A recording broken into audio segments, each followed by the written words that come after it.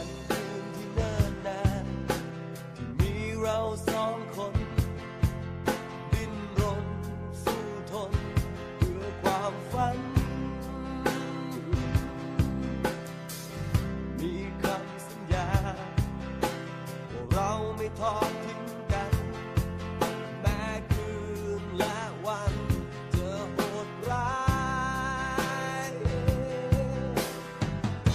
ไม่อาจทำให้ใจของเรานั้นเปลี่ยนพัน